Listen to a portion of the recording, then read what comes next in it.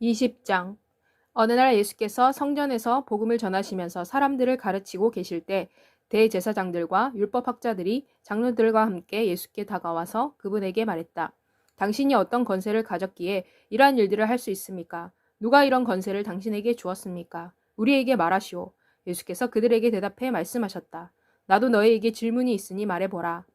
요한의 세례가 하늘로부터 왔느냐 또는 사람으로부터 왔느냐? 그들은 서로 의논하며 자기들끼리 이렇게 말했다. 만일 우리가 하늘로부터라고 말하면 예수가 어찌하여 너희가 그를 믿지 아니했느냐고 말할 것이고, 만일 우리가 사람으로부터라고 말한다면 요한이 선지자였다는 것을 모든 사람이 인정하고 있기 때문에 그들이 우리를 돌로 쳐 죽일 것이다. 그래서 그들은 세례가 어디에서 왔는지 알지 못한다고 대답했다. 예수께서 그들에게 말씀하셨다. 나도 내가 무슨 권세로 이러한 일들을 하는지 너희에게 말하지 않겠다. 그리고 예수께서 또 백성에게 이 비유를 말씀하셨다. 어떤 사람이 포도원을 만들어 농부들에게 세를 주고 오랫동안 떠나 있었다. 수확철이 되었을 때 그는 농부들이 포도원 수확 중 일부를 그에게 주기를 바라고 한 종을 농부들에게 보냈다. 그러나 농부들이 종을 몹시 때리고 빈손으로 돌려보냈다. 주인은 다시 다른 종을 보냈다. 그들은 그도 때리고 모욕하고 빈손으로 돌려보냈다. 주인은 세 번째 종을 보냈다. 그들은 이 종에게 상처를 입히고 내쫓았다. 그래서 포도원 주인이 말했다. 내가 어떻게 해야 하나? 내가 사랑하는 내 아들을 보내야겠다. 아마도 그들이 내 아들은 존중할 것이다.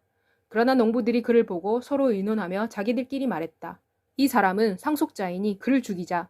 그러면 유산이 우리의 것이 될 것이다. 그들은 그를 포도원 밖으로 내쫓고 죽였다. 그러므로 포도원 주인이 이들에게 어떻게 해야겠느냐? 그는 와서 농부들을 죽이고 포도원을 다른 농부들에게 줄 것이다. 백성이 이 말을 듣고 말했다. 그렇게 하지 마십시오. 그러나 예수께서는 그들을 훑어보시고 말씀하셨다. 그렇다면 성경에 기록된 이 말은 무슨 뜻이냐? 곧 건축자들이 버린 돌이 머릿돌이 되었다. 누구든지 그 돌 위에 떨어지는 자는 다 깨어져 조각날 것이다. 그러나 이 돌이 사람 위에 떨어지면 그 사람은 부서져 가루가 될 것이다. 율법학자들과 대제사장들은 예수께서 이 비유를 자신들을 향해 하신 것을 알았기 때문에 당장이라도 예수를 체포하려고 했다. 그러나 그들은 백성을 두려워했다. 그래서 그들은 예수를 감시하면서 스스로 의인인 채 하는 정탐꾼들을 예수께 보냈다. 그들은 예수의 말씀을 트집 잡아 그분을 총독의 재판 관할권과 건의에 넘겨줄 수 있기를 원했다. 정탐꾼들은 예수에게 이렇게 물었다. 선생이여, 우리는 당신이 바른 것을 말하고 가르치며 편파적으로 보지 않으며 오직 하나님의 길이 무엇인지를 진정으로 가르친다는 것을 알고 있습니다. 우리가 세금을 가이사에게 내는 것이 옳습니까? 옳지 않습니까? 그러나 예수께서 그들의 관계를 알아차리시고 그들에게 말씀하셨다. 데나리온 하나를 나에게 보이시오. 누구의 형상과 이름이 동전에 있소? 그들이 예수께 대답했다. 황제의 것입니다. 예수께서 그들에게 말씀하셨다. 가이사의 것은 가이사에게 주고 하나님의 것은 하나님에게 바치시오.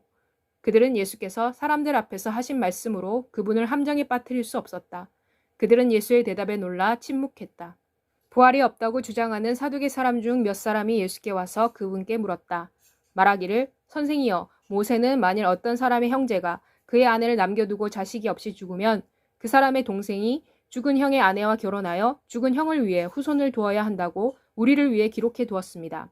그런데 여기 7 형제가 있었는데 마지가 아내를 맞이했으나 자식이 없이 죽었으며 또한 둘째와 그리고 셋째도 그 여인을 아내로 맞이했습니다. 7 형제가 다 이렇게 했습니다. 그러나 이들은 모두 자식이 없이 죽었습니다. 마지막에는 그 여인도 죽었습니다. 그렇다면 부활 때에 그 여인은 누구의 아내가 되는 것입니까?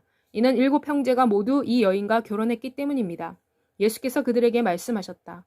이 세상에서는 남자는 장가들고 여자는 시집간다. 그러나 내세에 참여하는 것이 합당하고 또 죽은 자의 부활에 참여하는 데 합당하다고 생각되는 사람들은 장가가지도 시집가지도 않는다. 그리고 그들은 더 이상 죽지도 못할 것이니 이는 그들이 부활의 자녀가 되어 천사와 같으며 하나님의 자녀이기 때문이다.